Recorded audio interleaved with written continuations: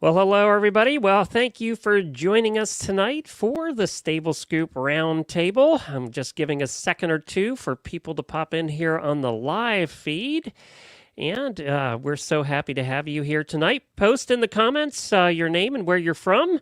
We would love to know where you're from. And also, you can comment all night long in the comments, and our panelists will be able to see your comments tonight. We can answer any questions. Or if you want to just pitch into the conversation, you can do that as well. This is episode 523 of the Stable Scoop Show on the Horse Radio Network. It is the Equestrian Roundtable Show in coordination with American Horse Publications. Our sponsor of this episode is Purina Equine Senior. I am Glenn the Geek, founder of the Horse Radio Network and host of Horses in the Morning, the longest-running daily horse podcast in the world. We have a lot of fun topics for you tonight and a lot of really good panelists, and I'm very excited about that. But I wanted to let everybody know that we do have a brand new partnership that we're announcing tonight, and I'm very excited about this. Let me get this banner up there for you. We now have a media partnership with American Horse Publications. American Horse Publications is the Association of Equine Journalists, and HRN has been a proud member for many, many years. We have had many AHP members on the show, and they were such terrific guests that I went to Chris over there at AHP and I said, why don't we work together on this? You guys are great guests. They're all journalists. They know the topics in the horse world. So why don't we have a couple of your members, AHP members, on the Stable Scoop Roundtable every 2 weeks? And we'll also have one listener, one of our listeners over on the Horse Radio Network. And she thought that was a great idea. So we've started this media partnership with AHP. And we'll talk a little bit more about that. So we have 2 AHP members tonight that are going to join us, and we also have one of our terrific listeners is going to be on here as well. So let's introduce our panelists. First, I am your host and moderator, so I will be, I have opinions, as most of you know that listen to our shows, but I try and keep them to myself as much as possible and let the panelists do the talking. Again, if you are watching live, welcome. Please post your name and where you're from, and feel free to comment. We have Central Iowa. Oh, that must be a relative of Allie's out there in the West. And then we also have Donna from Connecticut, and we would love to know where you're from, so post in the comments. Let's meet our panelists for tonight on the show. We have AHP member, founder and CEO of Yellow Barn Media, Jamie Samples. Hi, Jamie. Hi there. Thanks for having me. And it's appropriate that you have yellow behind you. That's appropriate. Yes. I just noticed that, actually. Good job. Good job. Jamie, we've known each other for a long time. I don't think we've ever met. Have we met in person? It's really funny. I don't think we actually have, because I've been to a bunch of AHP seminars, but I don't know that we've ever hugged or elbow bumped or anything. And I've been on the show, but that was probably I don't know, 8 or 10 years ago or something. It's been a while. So I don't know. Well, welcome back. Thank you. I'm glad to be here. It wasn't intentional. Oh, well, I was probably talking to too many people just all over the place and never made it over to that side of the room. I don't know. Well, it's good to have you on here tonight. Really appreciate it. How long have you been an AHP member as I want to say roughly 10 years, I think. Wow, okay. 9 or 10 years. So it's been a while. And I remember my very first event and how impactful it was and how wonderful AHP has been for me. So it's been wonderful through the years, and getting to meet the people and the industry and the organization as a whole is just fantastic. Great. Terrific. Well, we're going to go to our listener/auditor next. Auditors are like our super fans. They have their own little room, and there's about 500 of them for the Horse Radio Network. And her name is Allie. Hi, Allie. Hi. Thank you for joining us tonight. Now, what part of the country are you in? I'm in Utah. Utah. So what do you do out there in Utah? I work at a large animal hospital. Or actually, we just transitioned to being only equines in Saratoga Springs, Utah. And what do you do there? During the summer, I work with managing the reproduction center. And then while the repro season is over, I do receptionist, billing, tech stuff. They just kind of throw me somewhere and I stay there. That's usually what happens at an equine center, from what I hear. So thank you for joining us. How long have you been listening to shows on HRN? About 2 years. Okay, cool. And I know you listened to this next person's show because I'm going to introduce another one of our panelists who I got to spend an entire weekend with. We may or may not have had an alcoholic beverage or two while we were together in Texas. And that's Mandy from the Leadline podcast. Hi, Mandy. Hey, Glenn. we had a good time. It was just like Jamie. I had known you for 10 or 12 years and never met you. Yeah, I can't believe we went that long without meeting. It's crazy. And you're an AHP member, but you're fairly new, aren't you? Well, no, new and old. Yeah, I mean, it's kind of a two-part answer. This is officially my first year of being an AHP member, but I actually attended the conference in 2011 because they had invited me to come in as a speaker. But I never actually joined because I kind of left the horse world briefly thereafter for a period of time. So I never ended up joining, but I attended. And then this year I finally came back and I decided to become a member. Well, good. I'm glad you did because it was a lot of fun. We had a good time in Texas. Of course, Mandy, the Leadline podcast is part of the Horse Radio Network, and we'll talk a little bit more about that later on in the show as well. But first, I have to do this. Well, wait a minute. Let me get this up because it's very important. Happy birthday, happy birthday, happy birthday to you. Happy birthday, Mandy. Thank you. I really should have come with some props, but I was not prepared for today. So I should have come with like a birthday hat or balloons or something, and that would have been fun. But I looked for one of those things you blow on New Year's Eve, but I couldn't find it. So that's the best I could do was the sound effect. So I'll take it. All right, let's hear from our title sponsor for this episode, and then we're going to get right into our first question. I believe it's going to be Mandy's. Do you have an older horse that's trying to age gracefully? Trust the future with your old friend to the #1 equine vet recommended senior feed. Purina Equine Senior and Senior Active Horse Feeds are backed by unparalleled research to support the unique needs of horses as they age. Both patented feeds include active age prebiotic technology to support immune function, mobility, and appropriate metabolic response in aging horses. Plus, now with the Outlast supplement built in, they also support your horse's gastric health and comfort.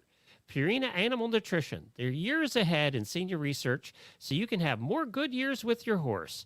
Put their research to the test at horseinnovation.com. That's horseinnovation.com.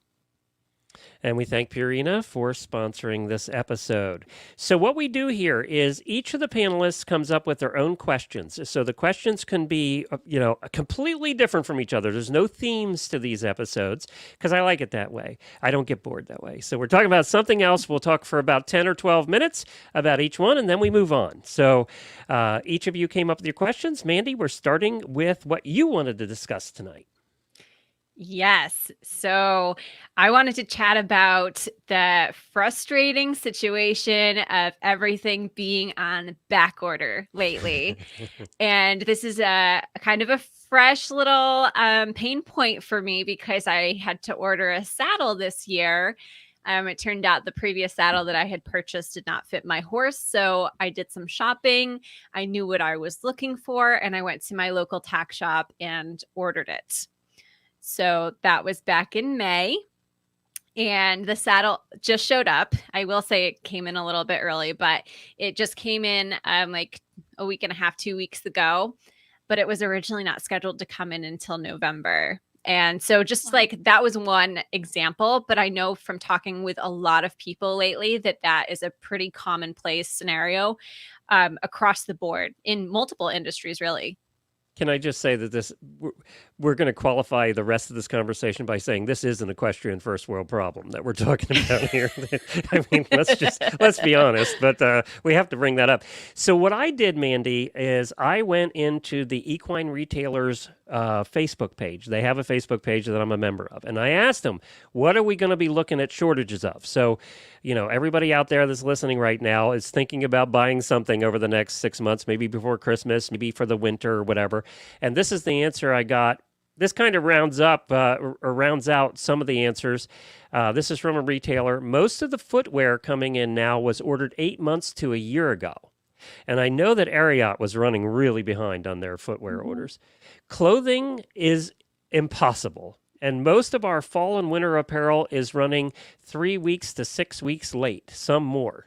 It'll be here in the spring. Tack is not as bad. You can find alternative items and keep stock. Blankets will be bad if you didn't plan ahead. So that means if the retailer didn't plan ahead. I also think, my personal opinion, that if you want a blanket, I would go out and buy it soon. I wouldn't wait till January to buy a blanket, because normally I used to work in retail, so I know how this works.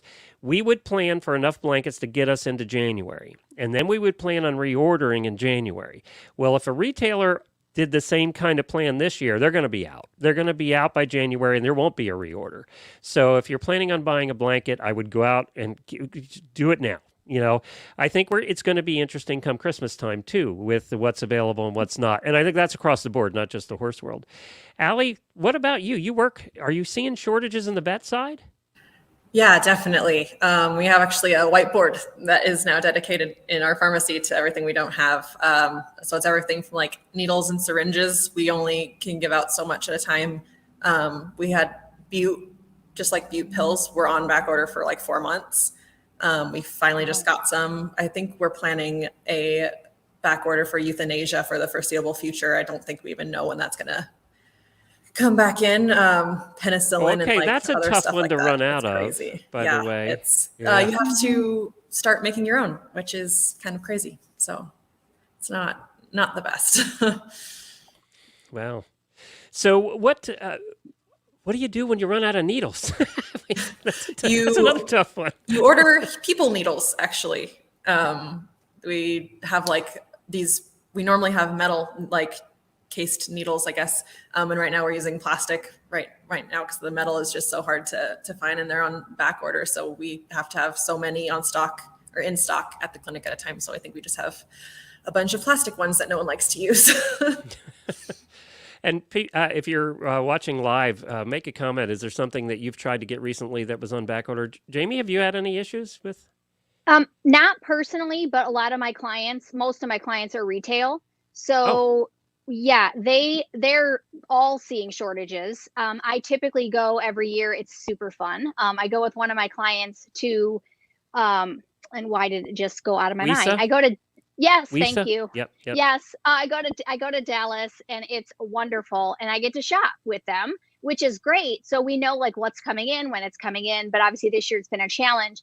The only thing positive that I can say about it for the particular store that I'm talking about is we have literally taken the last like 6 months to kind of train our customers to let them know, like if we get 6 of these shirts, or if we get a full run of these jeans or these boots, if they're in the store and you want them, you really need to come get them that day.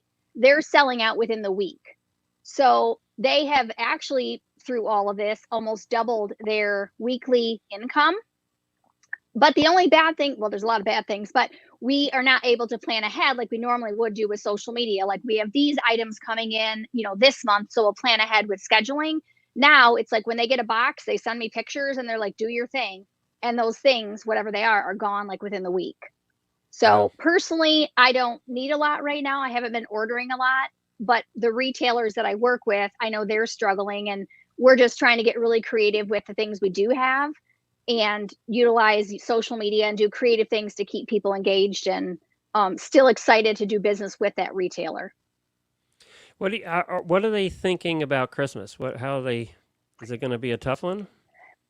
I think the one particular one that I'm talking about locally here to me, I think they're going to be okay.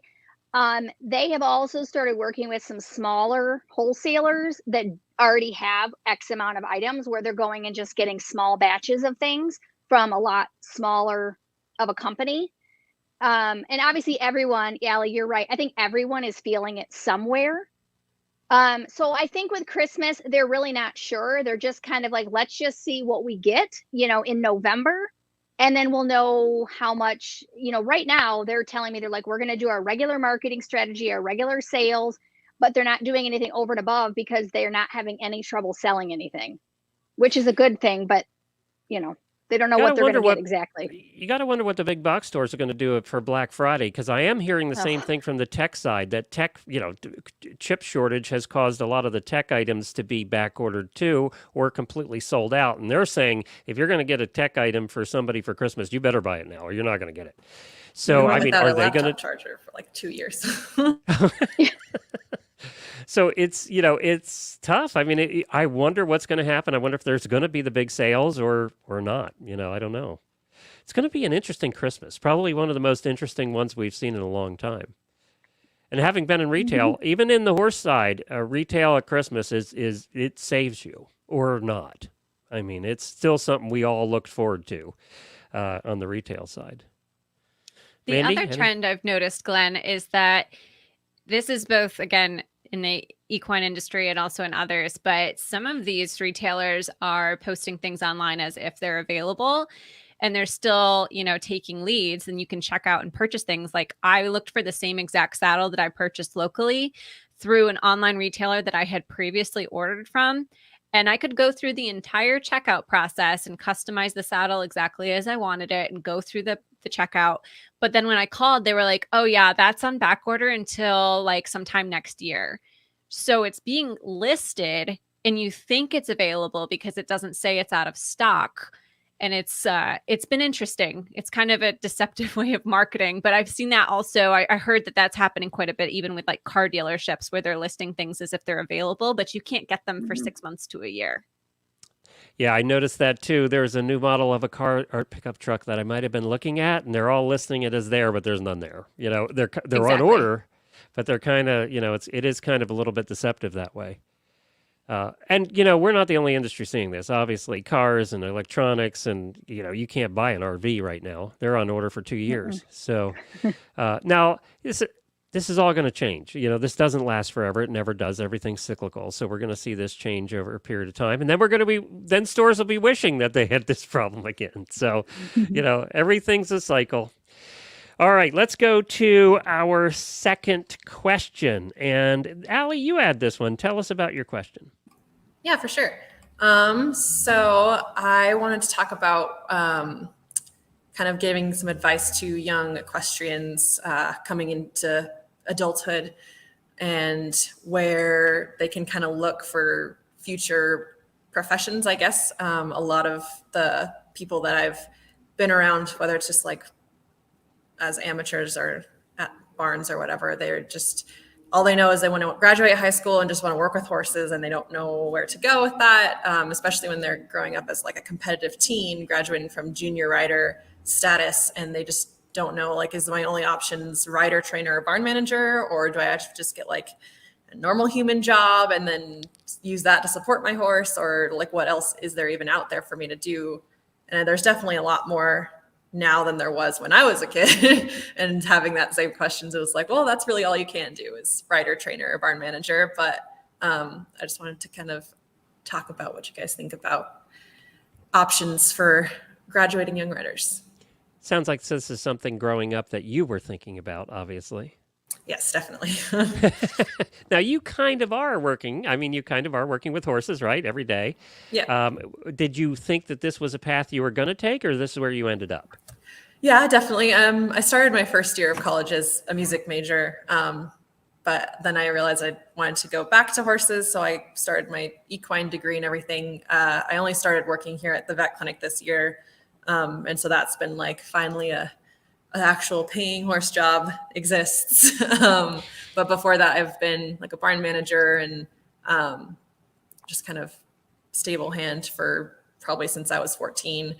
And you can't really support yourself on that. And I'm sure a lot of trainers and like professional riders agree that's really hard to get into. So it's hard to figure out how to support yourself and still have horse job that you want.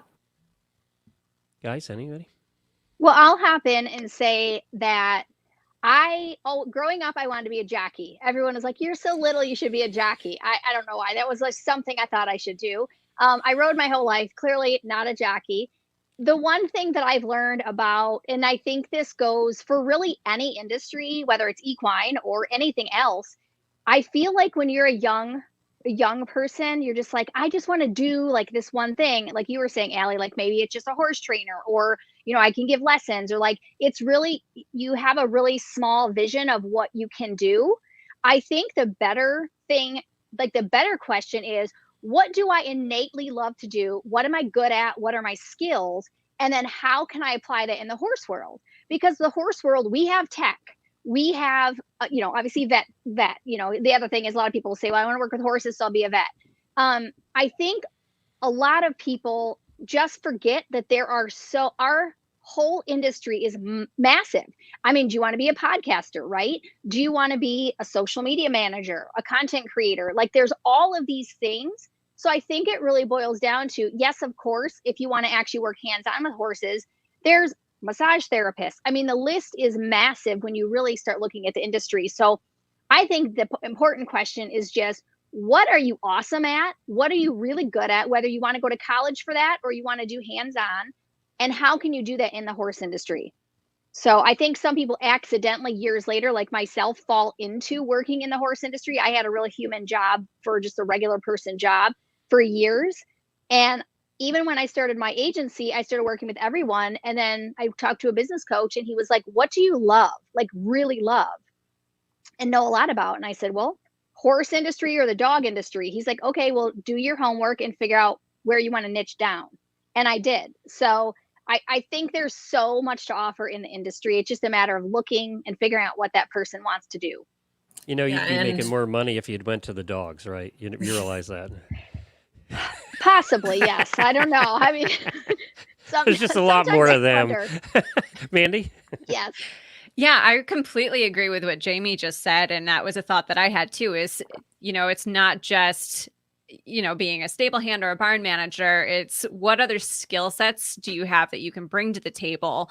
And how does that interact with the horse industry? What kind of roles can you go into from there? And like my story, I started out really young. You know this, Glenn. I started doing stuff when I was really young. She was and like everyone 6. More like 17, but but everyone was coming to me when I was graduating high school and they said, well, where are you going to go to college? What do you want to do? Well, first and foremost, that is a really overwhelming question to someone that's like fresh out of high school. And a lot of times we don't know 100% what career path we want to take. Some people are very decisive about that at a young age. But for me, I was witnessing a lot of friends going to college that were a few years ahead of me, and they were getting out of school and then not using that degree at all. And to me, I was like, I don't want to waste money until I know what I want to do. So I waited, ended up going into the events industry for a while. And now I've kind of come back to the horse world, but I've been able to combine those two skill sets, both the equestrian side and the business marketing event side. So that's been really nice. But yeah, you don't necessarily know what you want to do straight out of the gate. So don't expect us at like 17, 18 to have all the answers. That's what I want to say to some of these adults that are hammering the teenagers right now. I started Horse Radio Network when I was 48. I mean, after having worked in retail for a long time. So Jane just said here, she said, I met someone who is doing all the landscaping at major hunter jumper shows, flowers, containers, and horses. Who knew? I think that brings up a good point. I think right now, look at Mandy, Jamie, and I, we created our own jobs. I mean, we have more opportunity right now, I think, than we ever had in the past to really create your own job, to create your own space in the horse world like we never had before. Now, which is really needed in some places too, definitely. Yeah, but it's harder too because you're going to be broke for a while. Yes. Yeah. Now, if you're married and, I'm just going to say this. If you're married and your spouse has some sort of income, it certainly helps, right? Yes. It definitely helps. But if you're on your own trying to do this, it's going to be tough for a while. When you're starting your own gig and doing your own thing, just like the person who does the landscaping. They didn't start that making tons of money. They did one show they probably did 1,000 shows that didn't pay them anything just to develop your reputation so they could finally get paid. But we do have opportunity more now than we ever had in the past, don't you think? I think Yes. so, yeah. And I get stoked talking about this kind of stuff because I was that person. Everyone was like, are you going to go to college? I moved to Kentucky, but I didn't want to spend a ton of money either. And I was like, I went down there and I started working at a harness racing farm. I knew nothing about harness racing, but I loved horses. So I did it. And then short version, I moved home, and I think it is so important. So I worked my regular job for probably 6 years before I ended up breaking free, because, when you want to hustle and you want to get it done and all you want to do is work your passion, that's awesome, but you don't want to be broke. So like, get a plan, get your business plan, like start working the plan. And the other thing that I would mention that is invaluable, if you think you're like, maybe I want to do the landscaping, maybe I want to do something like that, do like a ride along with someone, do a day in the life of, because it's not always as glamorous as you might think it is. Look at the veterinary, like what vets are going through. And there's just so many sides of every profession. Like, is that really what you want for the rest of your life? Because sometimes it's not all the pretty things, and sometimes it is awesome and amazing. But, look for a mentor and really start working with someone that can tell you like the real deal. Like, these are the great parts of what I do, but these are the things that are sometimes a challenge. Allie, anything else?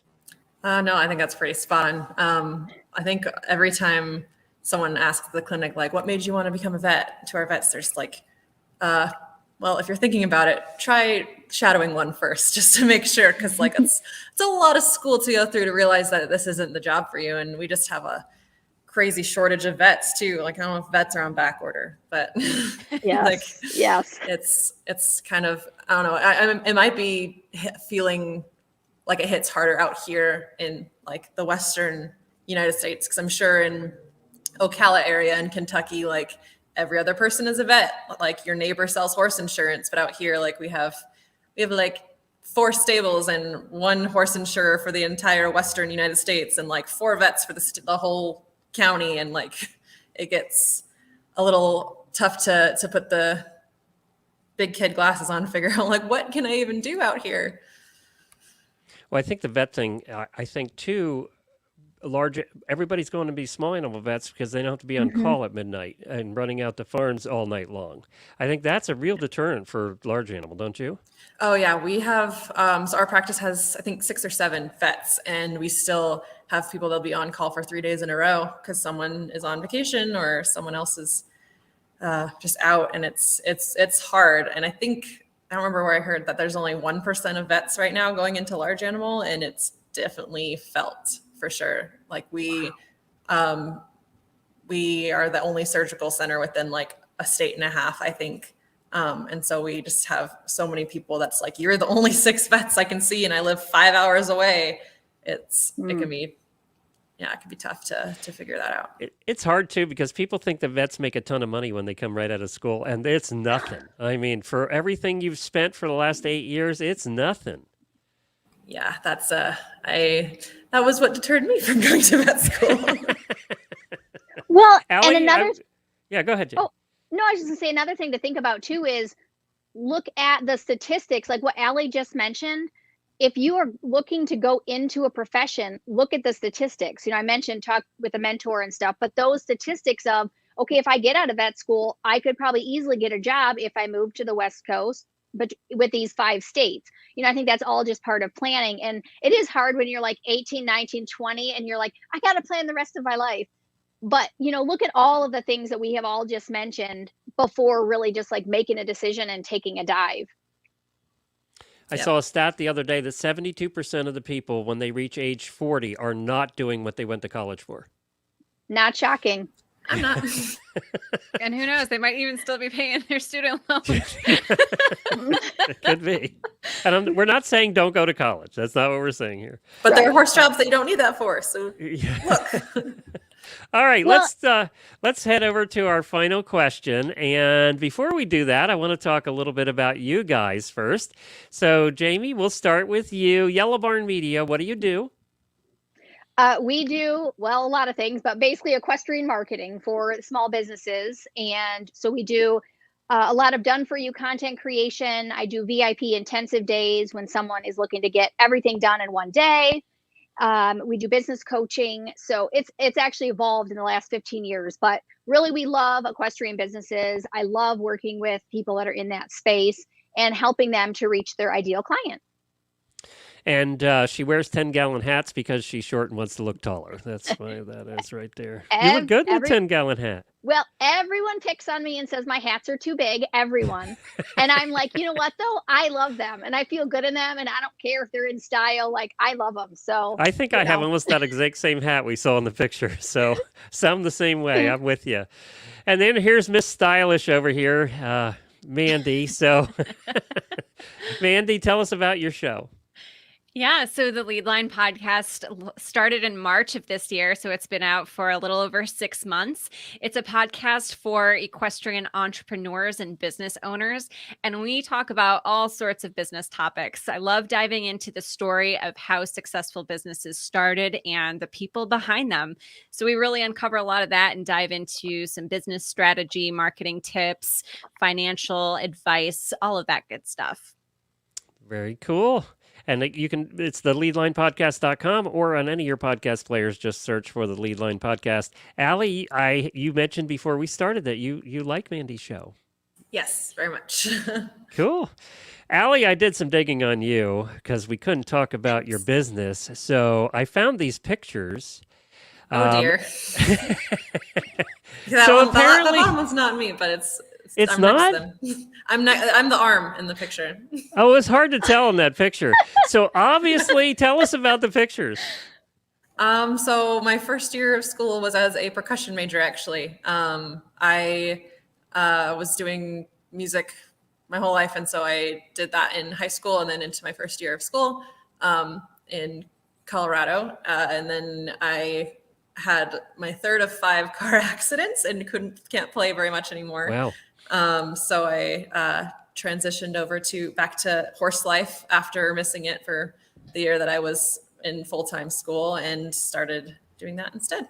Were you all kinds of percussion, drums, and the whole thing, or? Mostly just the keyboard instruments you can see in those pictures. That's my marimba. That was what I was mostly playing, but I had to learn drums in my first year. It was a little rough. And the left picture there is your supermodel years? Is that? Oh gosh, no. Oh man, no. Well, that's cool. I love finding out what our listeners do as a sideline, as a hobby, because it's so cool to. And the band kids always seem to be having more fun than the rest of us for some reason. Well, I always I wonder met what my happened husband in band, so we have to. My parents met in band, so same thing. What happened in those buses, those band buses? I always wondered about that. No, we're not talking about that. Not allowed to say that. That's secret. That's funny. All right, Jamie, you're up. What was your topic for tonight? Okay, I love talking about business tools. So I just wanted to share, I'm just going to throw out 3 tools that I love.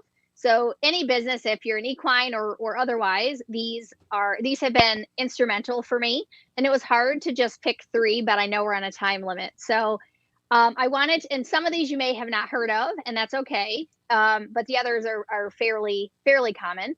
So one of my very first apps that I love that has literally changed my business is called Voxer.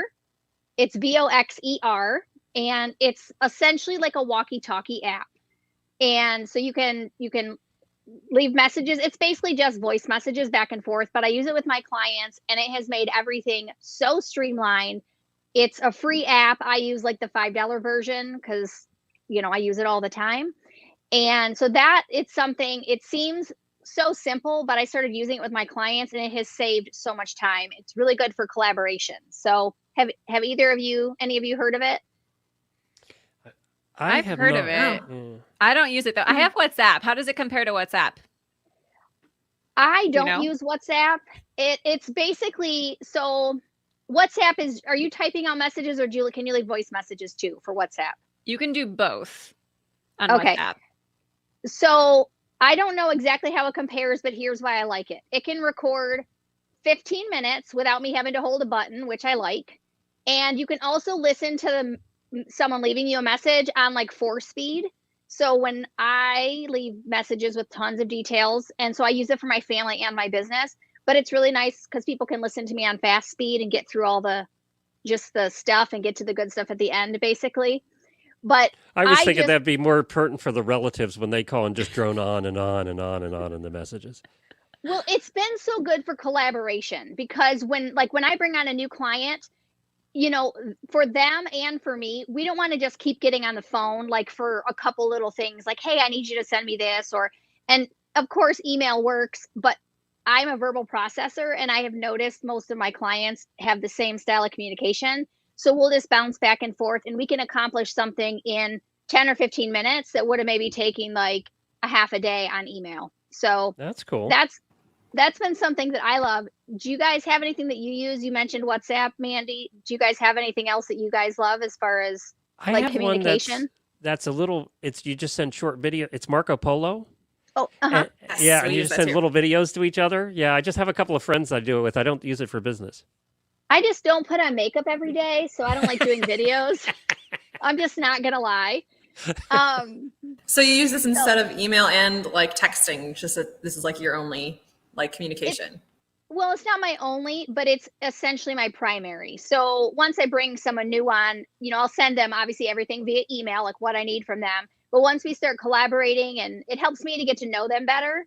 And it's also been, I will tell you, I hate to even bring up the word, but in the last year, you know how everything's been kind of how it has been, right? Challenging for people. And it's been hard to kind of connect with people. Voxer is something that I can just click the button when I'm driving and connect with a friend, and I don't have to be distracted and actually be talking to them on the phone or holding it. We'll just leave messages back and forth. And honestly, it's been something that's been encouraging to me because I connect with people all the time on it now versus before. I'm like, I don't really want to pick up the phone and call someone. I just want to leave a quick message. So personally and professionally, that's been amazing. So if you want to check out Voxer, I highly recommend it. The other two are a little more professional. I'm going to put these two together as one because I really want to share four. So I love using Canva and Later. So you guys have y'all Yeah, explain what Canva is I love to everybody. Mhm. So I was never a designer. I didn't do design work. I didn't go to school for that.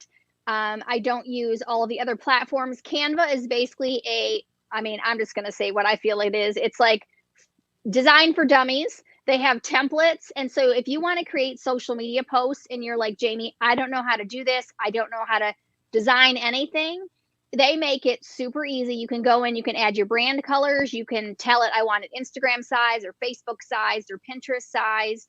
So it's very, very user friendly. And as I mentioned, you can upload your fonts for your brand, your colors, your logo. And the other thing that's really cool too, obviously Canva has tons of templates, but you can also go into other places and buy sets of templates for like $20.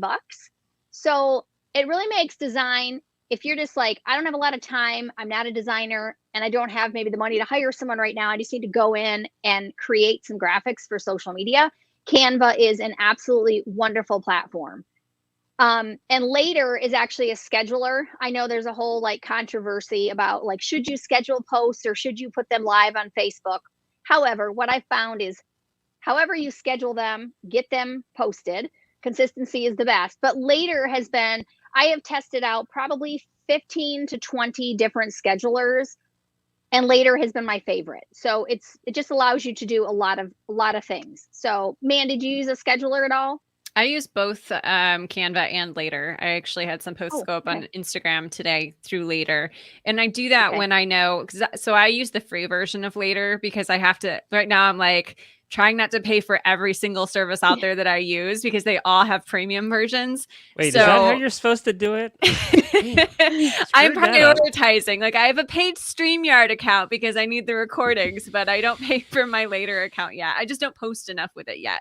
But I use it when I know that I'm not doing like a carousel post, because with a free version, you don't have to, or you can just do like one picture versus the carousel, which you get with the premium version of Later. So I use it when I know I just have a simple post that needs to go up that doesn't need a lot of extras added or tags or anything like that. So I used it today, and Canva is so awesome. I've got to talk on that really quick because there's a lot of people who are always asking questions, like even in my Facebook group, like where do I get good pictures for my content that I'm posting?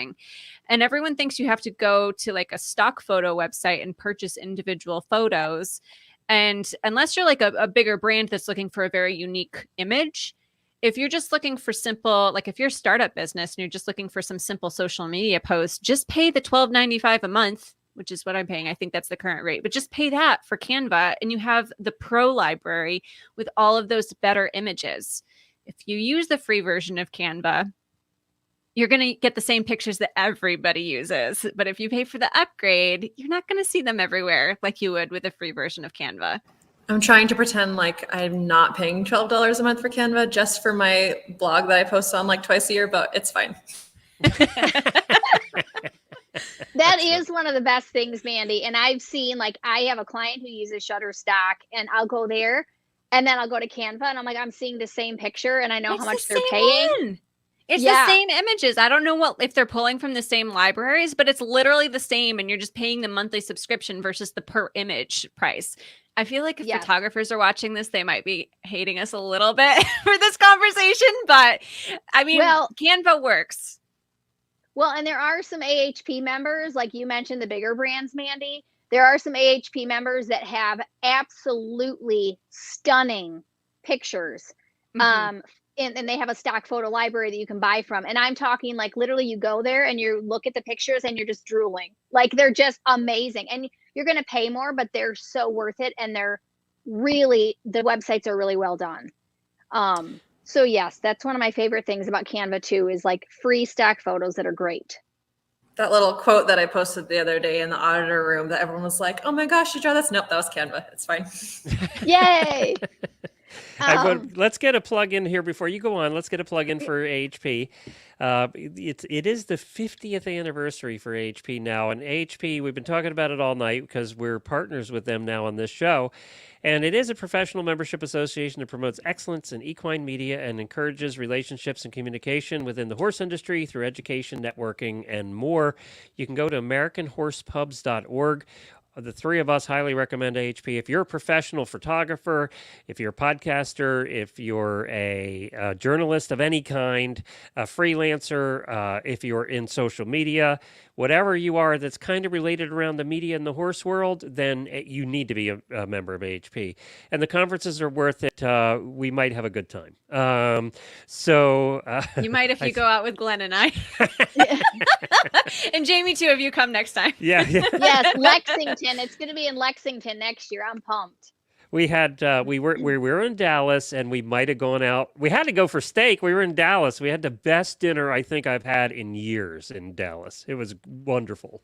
So Jimmy, they're crashing at your house, right? That's how it's. Yes, we're all coming to your place. Well, I wish I was in Lexington, but I am driving. Okay, all right. So AHP, AmericanHorsePubs.org is where you find that. All right, Allie, do you have any that you recommend? Apps Sorry, can you say that again? Apps that you use or following up with Jamie's? Canva is huge, definitely. That's like my main one. I don't know. Besides just like the Barn Manager app was a huge help for me last year. That's like kind of the main ones, actually. Okay. Mandy, do you have one you recommend? I'm thinking there's definitely a lot that I use, and I don't have my list in front of me. Canva, Later's a big one. What are some other ones that I'm using on a regular basis? I upgrade a lot of things like my Google email. So for someone who's like doing a lot of business email, I do really like the G Suite upgrade with Gmail. That gives me a lot of options that I wouldn't have with the free version. So that's been well worth paying for as well. The Facebook Business Creator one is also good. Yes.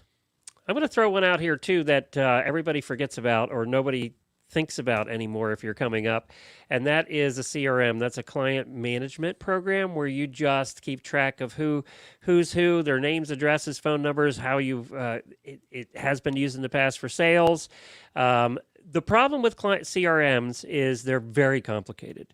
You can get CRMs that it will take you 10 years to figure it out, and you're not going to be selling anything but trying to figure out your CRM where it's supposed to be tracking everybody you're trying to sell. So I found one that works for me because it's super simple, and it's called lessannoyingcrm.com. And it is less annoying, and it's just the basics of what you need, where you can track notes and you can put in their name and address and all their contact stuff. But the cool part is it does integrate with Gmail, so I can have all the emails that I email out to my contacts go automatically over to the CRM and be put on their account. So it kind of automates all of that. I do all my tasks in there now, and it's cheap. It's not very expensive as a CRM program goes. So if you're in small business, you need to start with a CRM program. It used to be called a Rolodex for all of us old people. And I was really bad at putting little cards in the Rolodex, so they were all over the place. But now they're in my CRM. So less annoying CRM is one I do recommend. Well, that's awesome because I've used one. It's probably not a full CRM, but ClickUp has been really instrumental with teams and task building and all of that. The other one that I did want to mention really quick, it's called Jarvis, Jarvis. And for those, I hear this all the time when I get clients on the phone or potential clients. They're like, I just don't write well. They're like, I don't, how do I create long form content or a blog? I don't write well. Jarvis is your new best friend. I think it's like $30 a month. I don't know which plan I have. They have like advanced plans that I'll probably bump myself up to, but here's the beauty.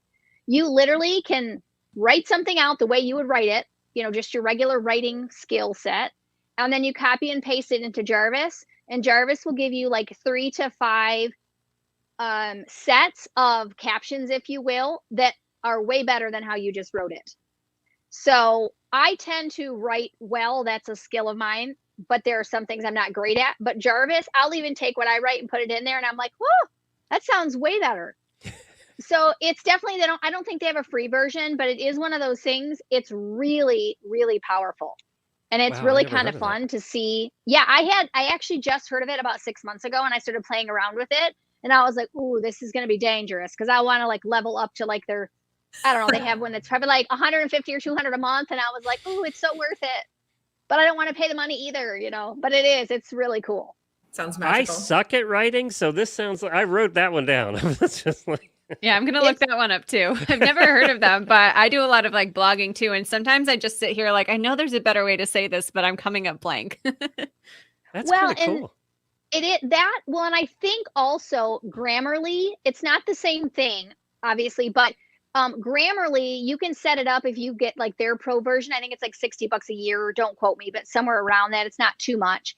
But I think Grammarly has a setting now where you can, if there's like a phrase that you're maybe saying the same thing over and over, like in a blog, it'll say instead, maybe say it this way.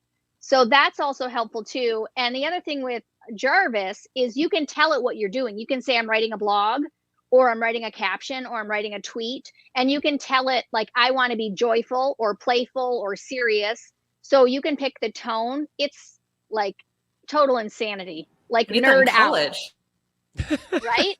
Like I nerd out with that stuff. I'm like, woo, so cool. I always thought, I tried Grammarly and I always felt like it was judging me and really scolding me like a teacher would in like second grade. It's very judgy. Like actually you've used that word like 6 times in a row, so you're gonna have to stop. I just thought it was judgy. I will try Jarvis though. Yes. That's awesome. That's funny. That's funny. All right, let's go. Let's wrap up this episode of the Roundtable real quick. Jamie, where can they find you? yellowbarnmedia.com. And all my social channels are Yellow Barn Media with the exception of Instagram. On Instagram, I'm Equestrian Professional. And are you taking new clients? Yes, sir, I am. And what kind of clients do you want? Well, I will be honest, I obviously love the horse industry. And within the horse industry, there's a bunch of niches. And so for me, I have found that I have done really, really well the last couple of years with retail. And it's not to say that I haven't worked with other like service providers or things of that nature, but retail has been really good. I will be launching this month. I have a VIP days. So if someone says, I want to get like a marketing automation set up, or I need to get 6 months of emails, something along those lines. If you have a task that's been hanging out there that you have not been able to get done and you need someone to help you get it done, I'll be launching those here this month. So. Very good. Sounds good. Mandy? Yeah, my website is theleadlinepodcast.com. And we also have a really engaging Facebook group for horse business owners, and that's the Leadline community. Leadline is one word if you're searching for it on Facebook. And we do a lot of networking, beyond the education part. I also host virtual networking events once a month. We do meetups, and I will also be hosting our very first live networking event at Equine Fair next month. So I'm super excited about that one. Yay. Good. And Allie, find you on Facebook? Is that the easiest way? Yeah, I Instagram and Facebook. It's actually Autoimmune Equestrian on both of those. That's the blog I aforementioned that I post on twice a year. But yeah. Great. And so the blog is Autoimmune Equestrian? Yeah. Is that health related? Yes, I have autoimmune disease. And that's kind of just talking about that and managing that while having a horse life somehow. Well, this has been an interesting year for you then with an autoimmune disease. Oh, yes. I am now triple vaccinated, everybody. I can imagine. Having chronic Lyme is bad enough, and I can't imagine a full-blown autoimmune disease. That's got to suck. Well, you look great. Well, thanks. And thank you for listening. Let's give a plug for auditors, too. Auditors are super fans at the Horse Radio Network. If you want to be in one of the most engaging, positive Facebook groups in the whole of Facebook, the Auditor Room is definitely that. Would you agree with that, Allie? Definitely. It's one of the more positive and non-troll filled groups that I am part of. Yeah, I don't know that there's any in there. And Mandy, you're in that group too, actually. So I am. Yep, it's a good group. It is a community. I mean, they talk about everything in there, from divorces to horses. I mean, that's how I say it when I'm doing speeches. I say, yep, they talk about everything from divorces to horses. But that's really what makes it a community, and we're very fortunate to have the community we do at the Horse Radio Network. And also at American Horse Publications. Thanks you to Chris and everybody over there, AmericanHorsePubs.org. Also, thank you to our title sponsor, Purina. We appreciate them. They've been with us, and we've been with them for years and years and years. So thank you, Purina. Everybody say goodbye. Thanks. Have a great night, everybody. Bye. Thanks, Glenn. Bye.